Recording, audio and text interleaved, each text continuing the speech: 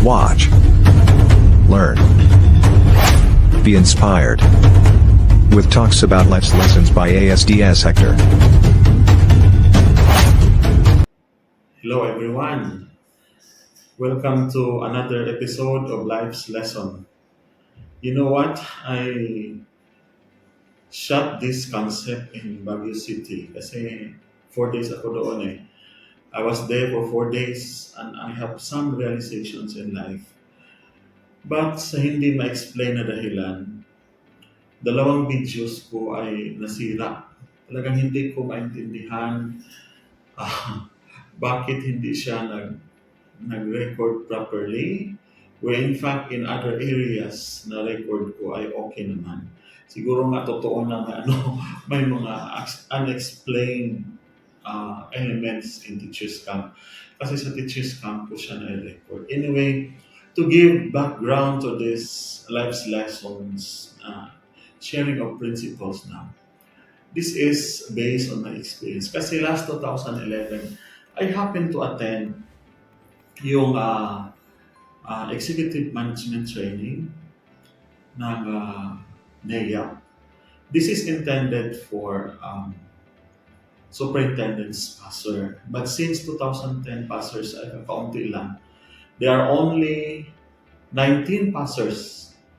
So naghanap sila ng makakasama ng 19 para makabuo ng, I think, more than mga 60 participants. Luckily, I was chosen to be part of that training. So para na rin ako passer ng superintendent's test. But in fact, I'm not. I'm just a filler.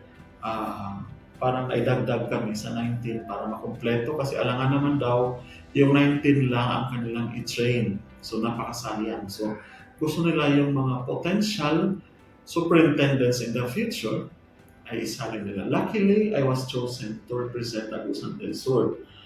That was 2011. Nasa Agusan del Sur division ako noon, my present division now, kasi I was principal then of Talapugo National High School.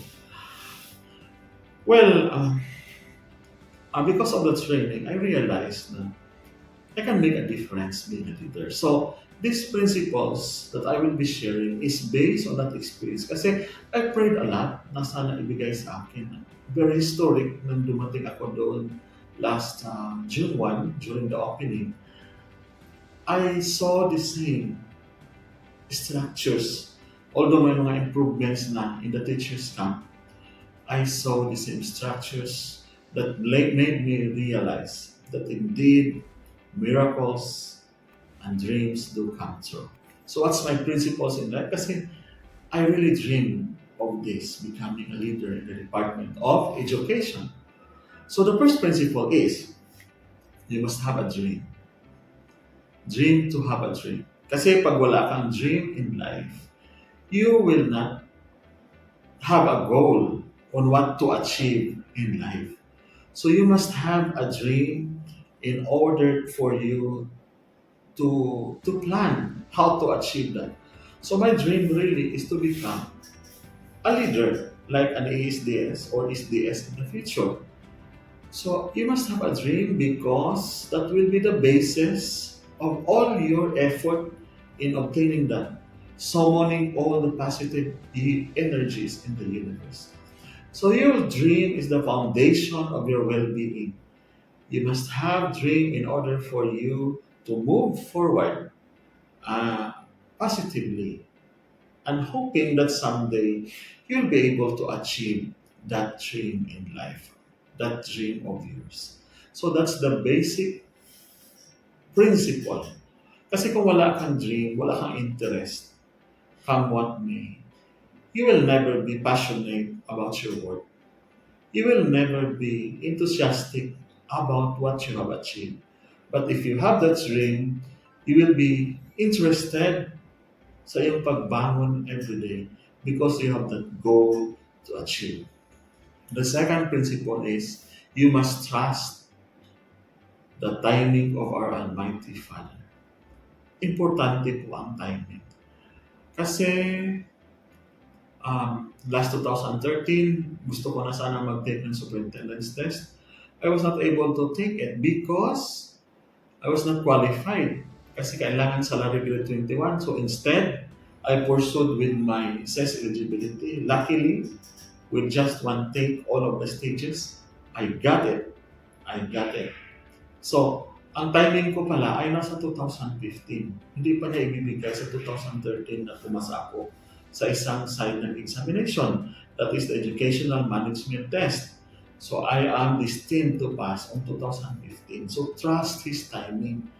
Do not be discouraged if things are not given to you according to your timeline because the ways of the Lord are not your ways. He has a timeline to each of us. So yung timeline niya, dapat yun ang susunod. So we must trust His timing. Importante po ang timing na yan. Kasi pag hindi mo maintindihan niya, ang timing na yan, maaaring hindi ka na magpatuloy sa pagpurso ng iyong dream. You got discouraged. So, imagine, 2009 pa ako passer ng SESWE. Hindi ako nagtuloy-tuloy kasi I don't have that interest really. But because of that training in 2011, I was able to have that interest and enthusiasm and perseverance and determination that someday I will be able to get what I want in life. The third one is this is very important. The higher you will be promoted, the higher you will become, the more you will be humble. So, the higher you become, the more that you will be humble. So, in short, the third principle is be humble. There are things then in life that we cannot explain. Kasi yung iba, pag sa taas na sila, they are feeling powerful, parang untouchable. They often forget kung sino sila in the past. Palagi nilang parang may sinasabi sila sa kapwa na hindi maganda. So, those things will really come back to us in due time. Kasi when you retire, at wala ka na sa posisyon, believe me or not, you are worthless. Worthless ka nga na mababait ka. Paano pa kaya pag hindi ka mabait? So, that principle to remain humble is really should be applied by all leaders. Kasi lahat ng leaders dapat isipin that these titles, yung mga seso, yung mga doctor, yung mga position, mga superintendents, regional director, assistant secretary, undersecretary, and secretary, they are all temporary. We are not destined to last in this earth. So, what is important is the acts of kindness that you have shown to our fellow men. So the higher we become, the higher we will be promoted, the more humble that we will become. That's the principle of leadership that we should always abide. The next principle is we should strive to integrate work with family. Hindi natin pwedeng pabayaan ang ating family because family is all that matters. At hindi na natin pwedeng pabayaan ang ating work. Kasi yung work natin, nandyan ang source ng ating bread and butter. So, instead of balancing, you can actually achieve 50-50 balance. Why not integrate work and family?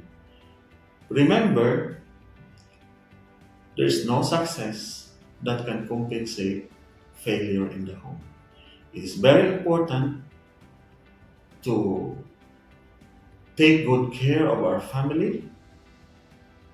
We spend time with our children for when they are old. Hindi na natin pwede i-instill ang mga values na gusto natin. Kaya habang maaga, make good memories with your children, with your wife and your husband, and all other family members. Because after all, we are all temporary in this earth. Nothing is permanent except change. So, pag wala na tayo, at least we create memories with our family members that will be passed on to the different generations. So these memories will become a teaching lesson for them. So huwag lang puro work lang at huwag din puro family lang. You must integrate work and family because the more that you integrate these two, the successful and happier you become. Baka kasi ibig sabihin, I will find time to give time to my family at pag nasa family ako, wala nang work. You cannot say that. Pag nasa family ka, you can always have time for your work. At pag nasa work ka, you can always have time for your family. That's the meaning of integration. Pinasok mo silang dalawa. There's no such thing as family time only, work time only. Talagang there comes a time na mag-intercept yung dalawa. So why not integrate? Accept the reality that they can be integrated. So, huwag pabayaan ang iba. Huwag pabayaan ang isa. Kasi both of them are very important. After we retire, we return to our family. When we retire, we will miss our work. So both of them are important as we journey through life. So integrate family and work. The last one is 21st century skills, leadership skills, requires flexibility and agility. Hindi na pwede yung fix ka sa iyong principles. Hindi na pwedeng by hook or by crook kailangan mangyari ito. Because life is characterized by VOCAD or VOCA. Volatility, uncertainty, complexity, and ambiguity. That's why all 21st century leaders must be agile and flexible. Flexible in a sense na if the situations that is beyond our control demands for it, then you do it. For as long as it is not illegal. Although you are stick to your plans, you stick to your plans, but sometimes there are things that are beyond our control. That's why we need to be agile, where you can really adjust and adapt to the different changes in our society. So friends, kailangan talaga sa 21st century maging flexible and agile. Those things are needed in order for us to survive.